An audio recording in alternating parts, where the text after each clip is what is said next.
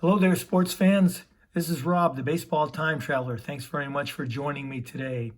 Make sure you stick around because I have about 40 cards I want to show you as we travel today back to 1962 and take a close look at the World Series between the New York Yankees and the San Francisco Giants.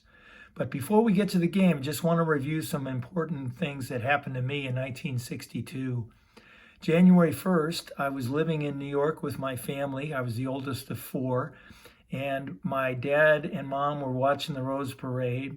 And I'm kind of joking here, but by end of January 1st, after the UCLA Bruins had lost 21-3 to the Minnesota Gophers, my mom and dad packed us up and we flew to California. January 3rd, we arrived in LAX. Yeah, I'm kind of joking about that, but as it turned out, we did move here in January of 1962. And we lived in a modest little rental home for about 6 months, and then we moved to another house in Pasadena. During that same time, my grandparents moved out to California, and I became a baseball fan. About a month after we moved, John Glenn orbited the Earth 3 times. First time a man in space had orbited the Earth successfully. And some of the sports events from that year, the Celtics won their, I think, 6th or 7th consecutive NBA championship led by Bill Russell. They beat the Lakers. They continue to beat the Lakers throughout the 60s. In the NFL championship game, the Packers dominated on a very cold day in Yankee Stadium. And in this photograph, there are 4 Hall of Famers. See if you can try and identify them. Historically, 2 weeks after the World Series that we'll be looking at today, the Cuban Missile Crisis occurred, and this was a very tense time in the United States. I remember I had just started second grade, and we were in the regular practice of diving under our desks for air raid drills. Very tense time, but fortunately, the United States prevailed, and Soviet Union turned their ships around after a blockade by the U.S., and a disaster was averted. All right, now let's get to baseball. All right, now to set the stage for the World Series, the Giants had to win a playoff against the Dodgers, very reminiscent of the 1951 series where the Giants famously came back with Bobby Thompson and the shot heard around the world. Harvey Keene is pictured here at Dodger Stadium. And you'll see it was the 9th inning. The Dodgers were leading 4-2, but the Giants came up with 4 runs and beat the Dodgers 6-4. Certainly reminiscent of the comeback from 1951. So that gets the Giants into the World Series. We've got the Yankees had won pretty handily in 1962, so we're ready to line it up. And here's the team photos for the San Francisco Giants and the New York Yankees.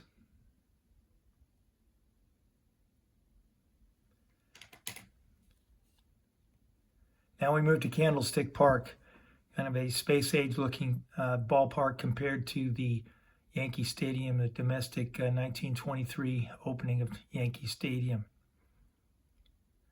All right, so here are 2 icons of the game. Everybody knows who they are. And I have the picture here of the card. And actually, this card is from the All-Star game in 1961 at Fenway Park.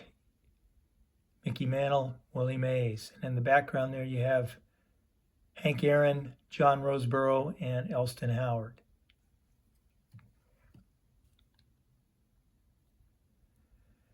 Put together here, group of pretty impressive hitters for both the Giants and the Dodgers.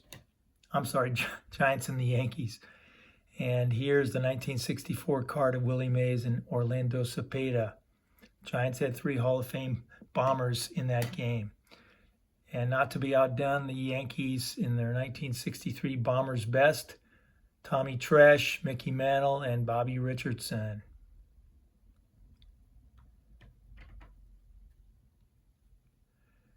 All right, we move to game 1. Whitey Ford has won 9 games in his World Series history. He had a 33 consecutive inning shutout streak going, and he prevailed in the game. This is a shot of Felipe Alou, and he made an attempt to catch a drive by Roger Maris and was unsuccessful. The ball went for a ground rule double, and the first runs of the World Series were scored.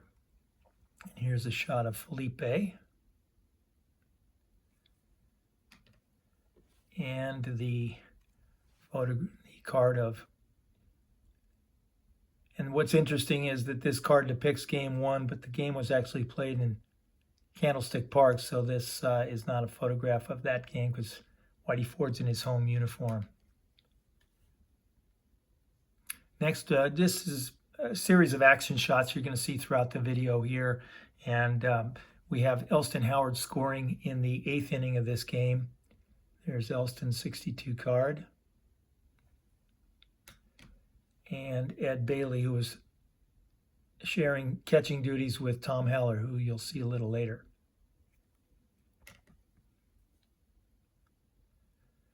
The hero of the game really was Clete Boyer. He had a home run in the 7th inning, and the Yankees ended up winning that game 6-2. So they take a 1-0 lead in the World Series. Now we move to game 2.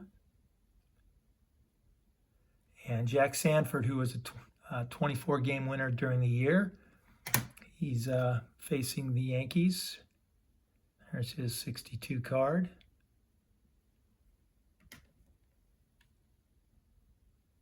And here's a close look at the highlight card.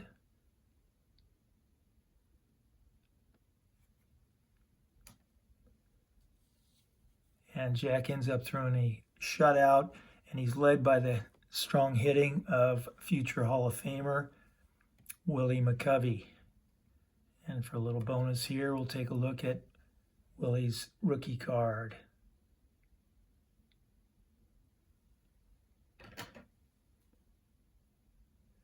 Moving on to game 3, and here is the majestic Yankee Stadium in 1962. And we've got 3 cards here to show you, some of the leader cards, highlight cards from 1961. Here's Roger Maris and Mickey Mantle.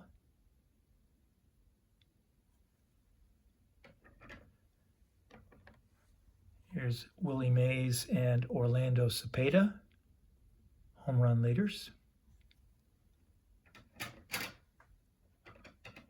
And last but not least, Roger Maris and Orlando Cepeda. And this is a significant card in the sense that Roger was enjoying the thrills of having hit 61 home runs, and this is memorialized in this card. All right, let's move on to game 3. Roger Maris is the star of this show. Here's his card.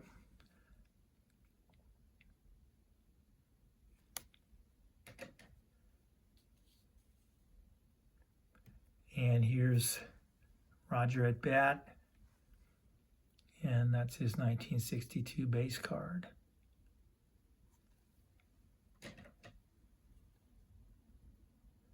Here's a great shot of the Mick in center field, looking in towards the infield as we start game 4. Here's some action shots that depict Tom Heller, the catcher, number 5 there. And we've got Jimmy Davenport making the tag on Moose Skowron. And I'm going to show you Moose's card a little bit later. Here's Tony Kubek, longtime player for the Yankees and a great announcer. I spent many a Saturday afternoon listening to NBC's Game of the Week with Joe Garagiola and Tony Kubek, Kurt Gowdy. The highlight of this game was by a light-hitting second baseman named Chuck Hiller. He had 3 home runs during the entire 62 season, and here is Chuck as he watches, along with Elston Howard, a ball take off for the right field stands. First grand slam ever by a National Leaguer in the World Series. Quite an accomplishment. So the Giants pulled out to a pretty big lead here. There's the card memorializing Hiller's Grand Slam. Now we move to Game 5, still at Yankee Stadium. And here are some action shots. Got Felipe Alou at the plate, and Willie McCovey, Stretch McCovey, literally stretching to make a catch. There's another action photo of Bobby Richardson coming in to score after a wild pitch by Jack Sanford. The highlight of Game 5 was Tom Tresh, rookie, in the 8th inning. It's a nice home run. Here's that shot, and we'll show you Tom's card.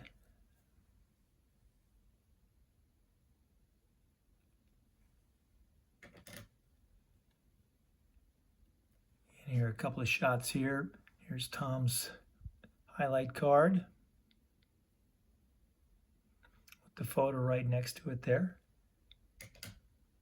And the attempt by Felipe Alou in right field. If you take a look in the upper corner there below the number 33, that's where the ball is. Makes a futile attempt to grab that ball. There's the card.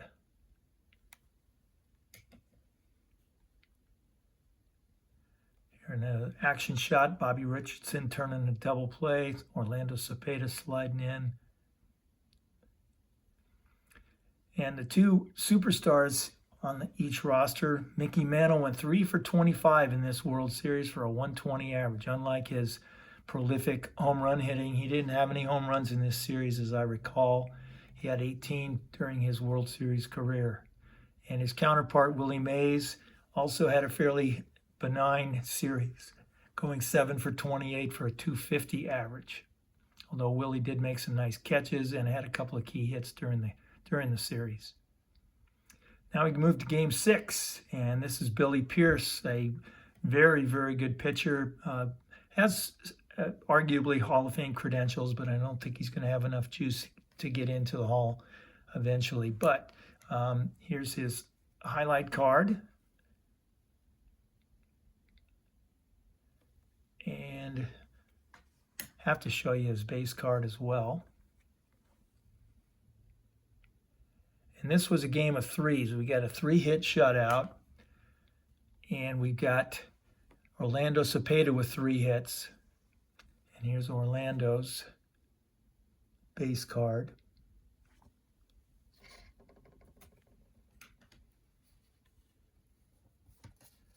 Now we move to Game 7.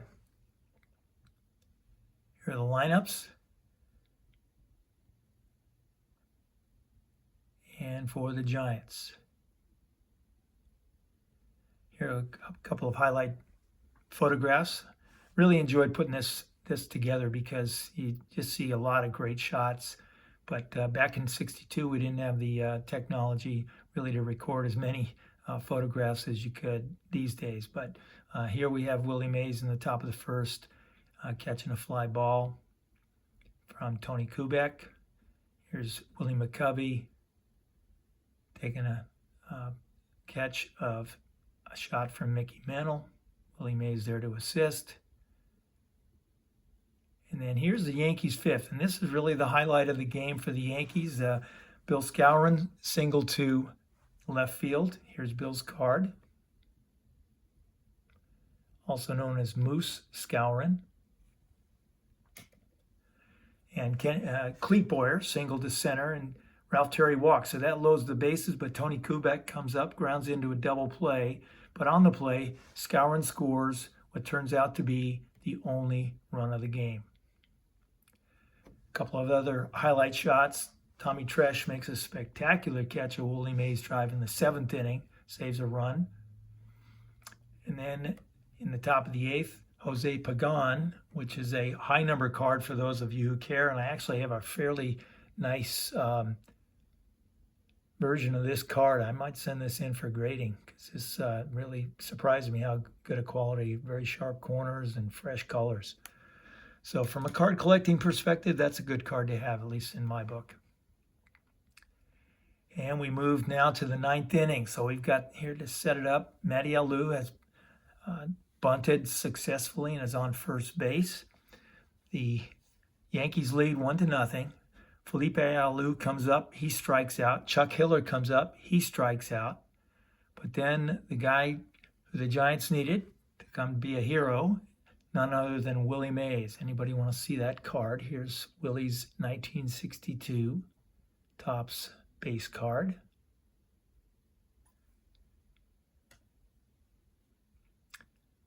And here's some still shots of a YouTube video where Willie is taking a swing, hits a line drive out towards the right field corner.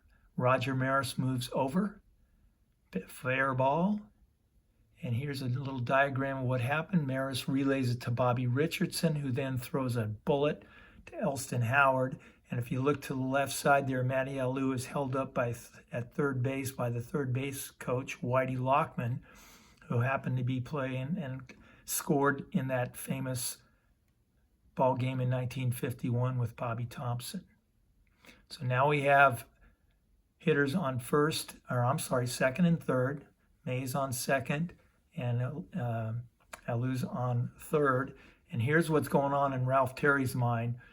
He gave up a homer to Bill Mazeroski in the 1960 World Series, that famous walk-off home run.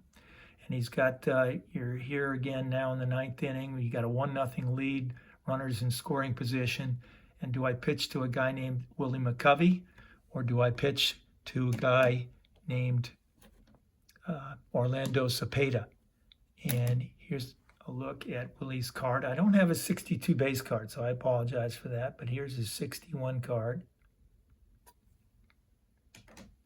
So that's the dilemma for Ralph Terry. And here's his flashback of Bill Mazeroski hitting that walk-off home run. So here's the situation. Alou and Mays on base, 2 outs. McCovey moves to the plate. Willie hits a line shot. Bobby Richardson makes a terrific grab of the line drive, and that ends the threat. Game over. Yankees win and celebrate. Ralph Terry and Tom Tresh in the locker room following the game. What a great time for the Yankees. Here's the World Series MVP, Ralph Terry. 2-1 record with 2 complete games. He threw a shutout. He had 16 strikeouts and a fantastic 1.80 ERA in the 25 innings he pitched during this World Series. And here's a recap of Game 7. And I want to thank you all for taking the time to watch today's video, and I look forward to seeing you next time.